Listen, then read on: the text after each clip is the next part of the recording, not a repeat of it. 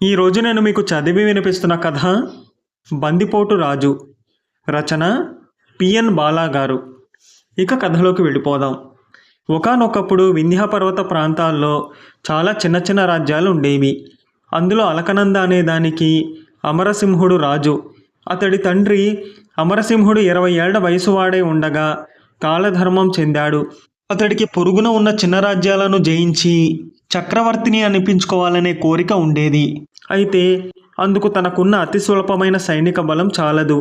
అమరసింహుడి ఆలోచనలను ఎరిగిన మంత్రి ధర్మపాలుడు అతడికి రాజ్య విస్తరణ కాంక్ష కూడదని వివాహమాడి ఉన్న రాజ్యాన్ని ప్రజానుకూలంగా పాలిస్తూ ప్రజల చేత మెప్పు పొందమని హితబోధ చేస్తుండేవాడు. కానీ అమరసింహుడికి మంత్రి హితబోధలు నచ్చేవి కావు. అతడు మంత్రితో, మంత్రివర్య, మీరు అలా చూస్తుండండి. అతి స్వల్ప కాలంలోనే నేను అంతులేని ధనం ఆర్జించి దానితో పెద్ద సైన్యాన్ని తయారు చేసి మన పొరుగున ఉన్న చిన్న చితక రాజ్యాలను జయిస్తాను.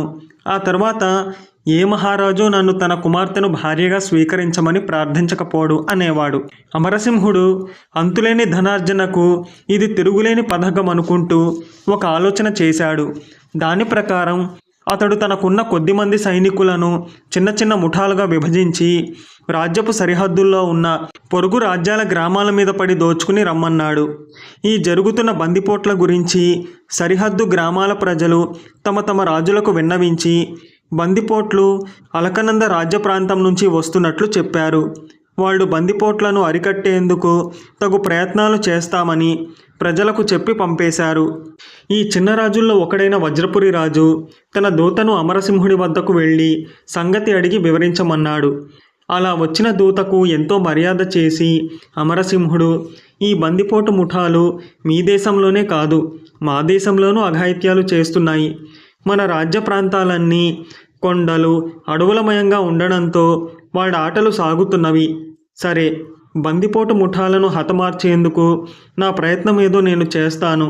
మీ రాజుగారికి ఈ సంగతి చెప్పు అని జవాబిచ్చాడు. మంత్రి ధర్మపాలుడు ఈసారి అమరసింహుణ్ణి గట్టిగా హెచ్చరిస్తూ, మహారాజా, మీ ప్రవర్తన రాజధర్మానికి విరుద్ధం.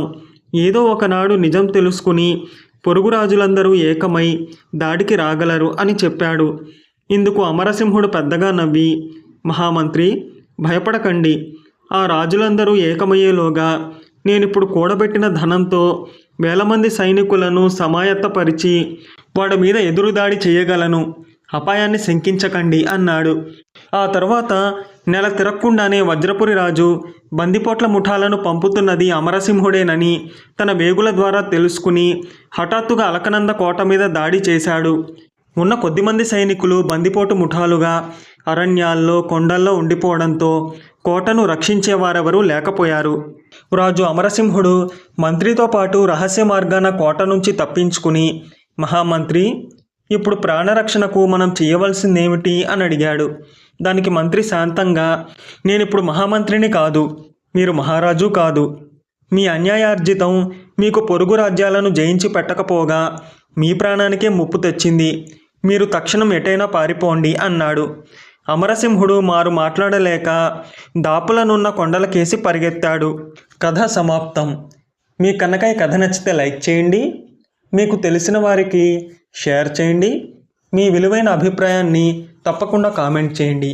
నా ఛానల్ని సబ్స్క్రైబ్ చేసుకోండి, పక్కనున్న బెల్ బటన్ని యాక్టివేట్ చేసుకోండి. నేను పెట్టే కొత్త వీడియోస్ మీకు నోటిఫికేషన్ రూపంలో వస్తాయి.